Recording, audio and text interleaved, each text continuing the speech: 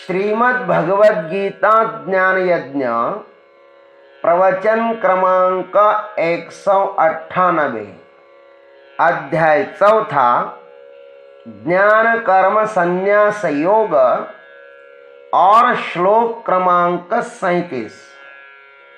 ओम त्र्यंबकं यजामहे सुगंधिं पुष्टिवर्धनम् उर्वारुकमिव बन्धनान् मृत्योर्मुक्षीयमामृतात् समस्तजनकल्याणनिरतं करुणामयं नमामि चिन्मयं देवं सद्गुरुं ब्रह्मविद्वरं वसुदेवसुतं देवं कंसचानूरमर्दनम् देवकी परमानंदं कृष्णं वंदे जगद्गुरुम्।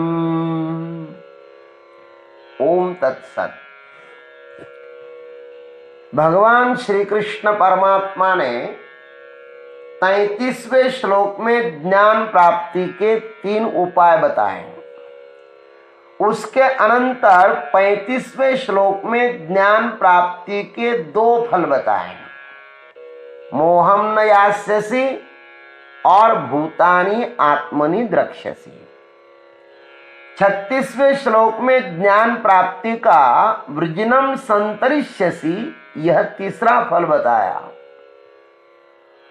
अब इस 37वें श्लोक में ज्ञानाग्नि सर्वकर्माणि भस्मसात् कुरुते, यह ज्ञान का 4था फल बताते हैं। आइए भगवान की भाषा में सुनते हैं। यथैधांसि समिद्धोऽग्निः भस्मसात् कुरुतेऽर्जुन ज्ञानाग्निः सर्वकर्माणि भस्मसात् कुरुते तथा। हे अर्जुन, यथा समिद्ध अग्नि एधांसि भस्मसात् कुरुते। भगवान कहते कि हे अर्जुन, जैसे प्रज्वलित अग्नि ईंधन को भस्मसात कर देता है, तथा ज्ञानाग्नि सर्वकर्माणि भस्मसात् कुरुते, वैसे ही ज्ञान रूप अग्नि समस्त कर्मों को भस्मसात कर देता है। आइए सद्गुरु के आशीर्वाद से हम इस पर चिंतन करें। भगवान अर्जुन को संबोधित करते कि हे अर्जुन, अन्यान्य कर्मों की वासनाओं के ही कारण कुटिल कर्म में मनुष्य प्रविष्ट होकर कुटिल संज्ञा को प्राप्त कर लेता है और आजीवन दुख पीड़ा से अपना शेष जीवन व्यतीत करता है।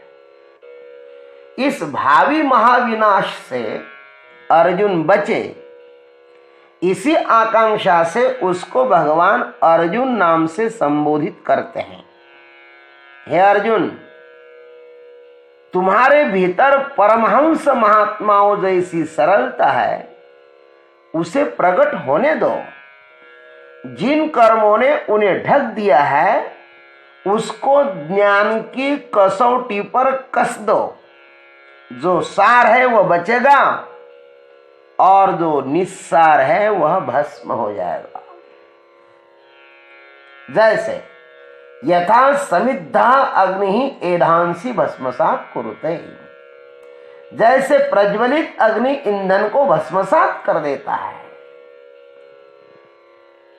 उपरयुक्त ज्ञान नौका के रूपक को ही यह अग्नि का रूपक और स्पष्ट करता है। जितना सरल हो सकता है तत्वज्ञान समझना, उतना भगवान प्रयत्न कर रहे हैं। अत्यंत सरल भाषा में बताने का प्रयत्न कर रहे हैं।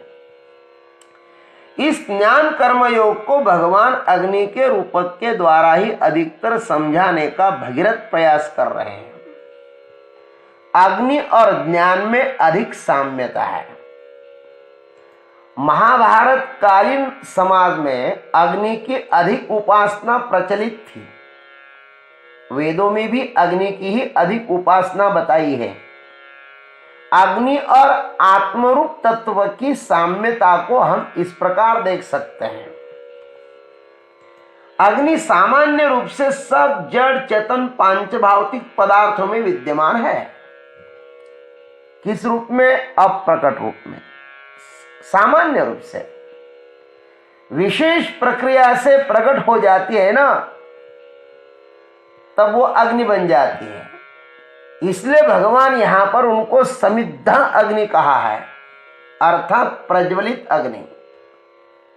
सामान्य अग्नि में दाहकत्व लुप्त रहता है, अतः किसी भी वस्तु को जलाने में वह सामान्य अग्नि असमर्थ है। ठीक वैसे ही आत्म चैतन्य भी समस्त प्रपंच में लुप्त है। यदा कदा भगवान जैसे मीरा में, चैतन्य में, नामदेव में, हनुमान जी में, तुकाराम महाराज में, ज्ञानेश्वर महाराज में प्रकट हो जाते हैं, विशेष चैतन्य प्रकट हो जाता है। इसके लिए साधक को विशेष प्रक्रिया से गुजरना पड़ता है।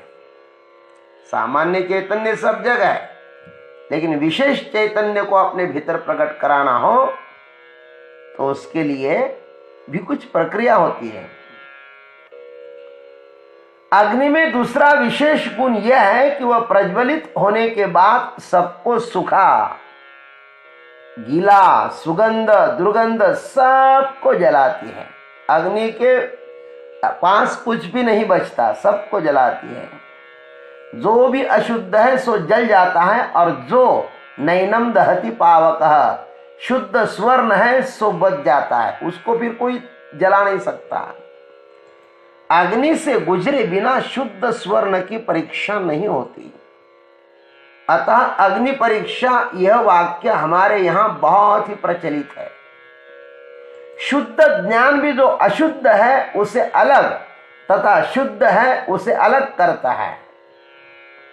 शुद्ध ज्ञान भी जो अशुद्ध है उसे अलग तथा शुद्ध है उसे अलग करता है। इस पर भगवान ने यहां पर सविस्तर कहा है, उसको आगे उत्तरार्ध में कहेंगे। अग्नि का तीसरा धर्म है कि उसकी लपेटें, ज्वालाएं हमेशा ऊर्ध्वगामी ही होती है। उसे आप उल्टा रखो तो भी वह अंतरिक्ष में ही स्थित अपने अधिष्ठान सूर्य की ओर ही दौड़ती है। वैसे ही आत्म तत्व को आप चाहे कितना ही दुखी मानो, अज्ञानी मानो या मरण धर्मा मानो, किंतु वह हमेशा अपना अधिष्ठान जो सच्चिदानंद स्वरूप है ना, उसकी ओर ही अग्रसर रहता है। सच्चिदानंद जीव का असली शाश्वत धर्म है। आप कितना ही दुख के सागर में गिरे, किंतु आप अपने आनंद में यदा कदा आ ही जाओगे, लौट आओगे। यही कारण है मनुष्य गहरे से गहरे दुख को भी कुछ काल पश्चात भूल जाता है। दुख में आप अधिक नहीं रह सकते, वह आपका स्वधर्म नहीं है। आनंद आपका स्वरूप है, अतः सदा सर्वदा उसकी ही तरफ मनुष्य का झुकाव है, और सब प्रयत्न उसी आनंद की प्राप्ति के लिए वह करता रहता है। अग्नि का चौथा धर्म है कि वह सबको जलाकर इस महाकाश में लुप्त हो जाती है। अब तक हमारे समक्ष अग्नि का इतना बड़ा भयानक स्वरूप था, एकदम कहां लुप्त हो गया। कुछ तो दृष्टिगोचर होना चाहिए ना, किंतु वह दृष्टिगोचर होता ही नहीं, आकाशवत निराकार हो जाता है। ठीक वैसे ही ब्रह्म को जानने वाला ब्रह्मरूप ही हो जाता है। ब्रह्मविद ब्रह्मैव भवति, सब वही हो जाता है। शरीर है तो भी है, और शरीर नष्ट होने के बाद भी वह है। ब्रह्मज्ञानी का ममत्व राख हो जाता है। इस जली हुई भस्म को ही वह अपने शरीर में धारण कर वह इतस्ततः भ्रमण करता है। सन्यासी को भस्म धारण करना इसी बात का संकेत है कि उसका ममत्व अब भस्म हुआ है। अग्नि का एक और भी धर्म है कि उसके संसर्ग में जो भी आएगा वह उसे भस्म कर देती है। आत्मज्ञानी भी जलते हुए अंगारों की तरह होता है। जो भी सूखा गीला साधक उसके सानिध्य में आएगा, उसका भी ममत्व जलकर राख हो जाएगा। इसलिए सन्यासी के साथ में रहकर कोई सन्यासी हो जाए तो इसमें कोई आश्चर्य नहीं है। कबीर जी महाराज कहते हैं, मैं घर जा रहा अपना, लुका लीना हाथ, अब घर जारू ताई का जो चले हमारे साथ।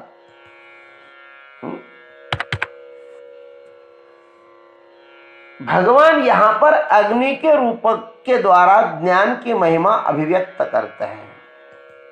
ज्ञानवा लिखते हैं, सांगे भुवनत्रयाची काजळी जे गगनामाई उधवली ते प्रलयच्या वाहटडी काय अभ्रुपुरे। हे अर्जुन, प्रलयकालीन अग्नि के द्वारा त्रैलोक्यों को भस्म करने के पश्चात अंतरिक्ष में अभ्रवत छाई हुई उस राख को प्रलयकालीन तूफान के लिए क्या छिन्न भिन्न नष्ट करना कठिन है?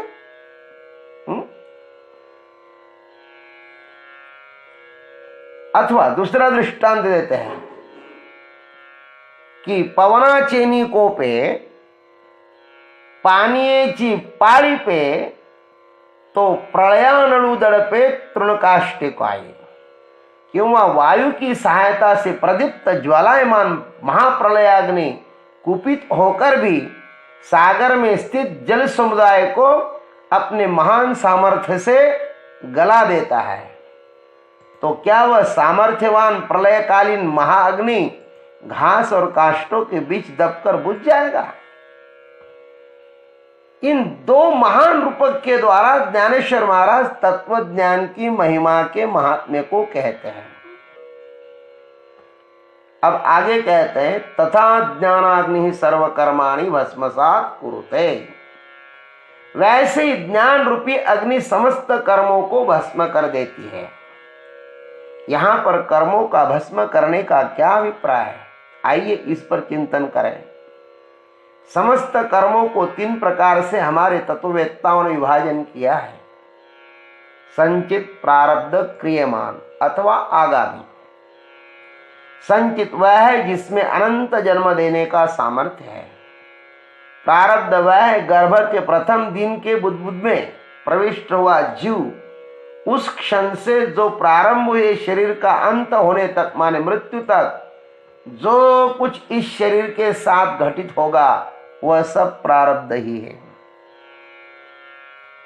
जिन कर्मों का फल देने के लिए आरंभ हुआ है वही प्रारब्ध है। और आगामी कर्म वह है ज्ञान होने के बाद ज्ञानी के शरीर से जो कुछ कर्म होगा वह। किंतु हम जो कर्म कर रहे हैं वह क्रियमान कर्म है। अज्ञानी के द्वारा जो कर्म होता है ना वह क्रियमान है। अज्ञान होने के पश्चात जो कर्म होता है ना उसको आगामी कहते हैं। दोनों का अर्थ एक ही है।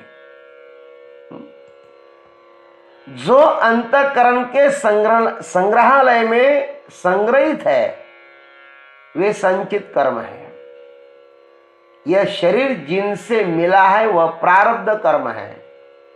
और अभी जो देख रहे हैं, बोल रहे हैं, पंखा चल रहा है वह क्रियमान कर्म है। ये सभी कर्म ज्ञानाग्नि में भस्म हो जाते हैं। इनके राख मात्र बचती है। प्रारब्ध कर्म शेष रहता है, किंतु ज्ञानी का उसके साथ भी कोई संबंध नहीं रहता। ज्ञानी अपनी आत्मा की मस्ती में मस्त रहता है। इस समस्त कर्मों का जन्मदाता है अज्ञान। अज्ञान में ही कर्तृत्व भोक्तृत्व के भाव जागृत होते हैं। अज्ञान ही तो बंधन है। उसके कारण ही यह जीव झूठ के साथ बंधा हुआ है। जो प्रकृति के द्वारा हो रहा है यह जीव उसको भी मैं कर रहा हूं यह मिथ्या अहंकार करता है। परम आत्मा और कर्म इन दोनों के बीच यह अज्ञान प्रतिबंध है। ज्ञान इसी पर्दे को भस्म कर देता है। जो कुछ हो रहा है उस प्रभु के कारण हो रहा है, उसके लिए हो रहा है और वही कर रहा है। किंतु हमारा अज्ञान, अहंकार इस सहजता में एक झूठ दीवार खड़ी कर देता है जिसका कोई भी तथ्य नहीं है। मैं श्वास किस लिए ले रहा हूं, मैं भोजन किस लिए कर रहा हूं, भोजन का क्या प्रयोजन है, क्यों यह शरीर अब तक जीवित है, इत्यादि अनेक प्रश्नों का हमें कोई भी प्रत्युत्तर पता नहीं है।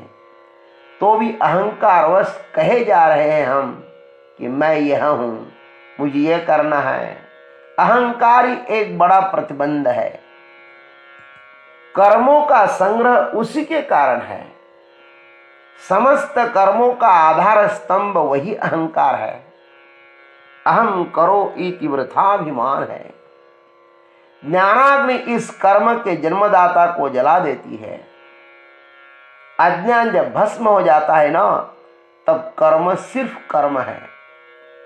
अब जो भी कर्म होगा उसकी प्रतिछाया कोई पकड़ नहीं पाएगा, सिर्फ कर्म दिखाई देगा। ज्ञानवान में कर्ता भाव नहीं दिखाई देता।